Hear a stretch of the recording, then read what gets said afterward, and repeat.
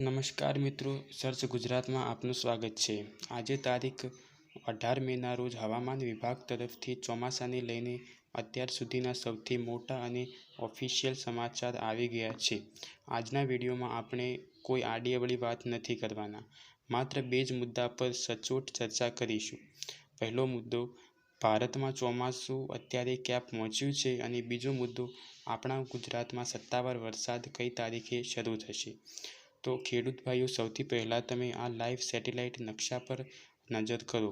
હવામાન વિભાગના official bulletin પ્રમાણે ચોમાસાએ દક્ષિણ અંદમાન સમુદ્ર અને નિકોબાર ટાપુઓના મોટાભાગના વિસ્તારોને કવર કરી લીધા છે.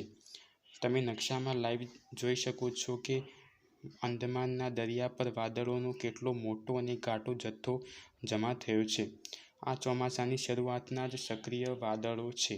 સામાન્ય રીતે ચોમાસું અંદમાનમાં 22 મેની આસપાસ પહોંચતું હોય છે, પરંતુ આ વર્ષે 2026માં ચોમાસું તેના નિયત સમય કરતાં પૂરા 6 દિવસ વહેલું ચાલી રહ્યું છે, જે એક બહુ જ પોઝિટિવ અને મજબૂત સંકેત છે. હવે ખેડૂત ભાઈઓ, આપણે સ્થિતિને વધારે સારી રીતે સમજવા માટે વરસાદનું લાઈવ લેયર ચેક કરીએ. તમે આ નકશામાં ચોખ્ખું જોઈ શકો છો કે અંદમાન નિકોબાર ટાપુઓની આજુબાજુ લાલ અને પીળા રંગના ભારે વરસાદના પેચ સક્રિય થઈ ગયા છે. આ સિવાય નીચે શ્રીલંકા અને માલદીવના દરિયા તરફથી પણ વરસાદની સિસ્ટમ ધીમે ધીમે ભારતના મુખ્ય ભૂભાગ એટલે કે કેરળ તરફ આગળ વધી રહી છે. આ લાઈવ ડેટા સાબિત કરે છે કે ચોમાસું બહુ સારી સ્પીડથી આગળ વધી રહ્યું છે, અને દરિયાના પવનો પણ ચોમાસાને આગળ ધકેલવા માટે બિલકુલ સાનુકૂળ બન્યા છે. હવે વાત કરીએ સૌથી મહત્વના મુદ્દાની કે આ સિસ્ટમ આગળ વધીને કેરળ ક્યારે પહોંચશે અને આપણા ગુજરાતમાં કઈ તારીખે એન્ટ્રી થશે.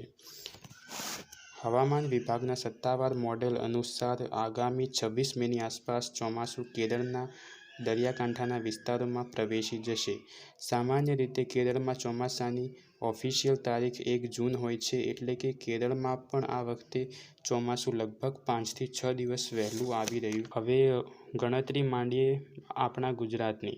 જ્યારે પણ ચોમાસું કેરળમાં બેસે ત્યાંથી તેને મહારાષ્ટ્ર થઈને ગુજરાત સુધી પહોંચવા સરેરાશ 15 થી 18 દિવસનો સમય લાગતો હોય છે.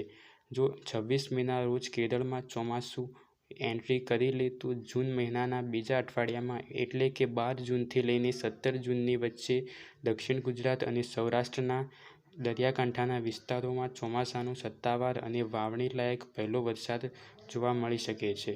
ઉત્તર ગુજરાત અને મધ્ય ગુજરાતમાં તેના 2-3 દિવસ પછી એટલે કે 20 જૂનની આસપાસ ચોમાસું આગળ વધશે. જો આગામી દિવસોમાં વાદળોની મૂવમેન્ટમાં કોઈ પણ ફેરફાર થશે તો હું તમને નવા વિડીયોમાં નકશા સાથે તરત જ જણાવી દઈશ. માહિતી સચોટ લાગી હોય તો વિડીયોને લાઇક કરજો, તમારા મિત્રો સાથે શેર કરજો અને ચેનલને સબસ્ક્રાઇબ કરવાનું ભૂલતા નહીં. જય હિન્દ.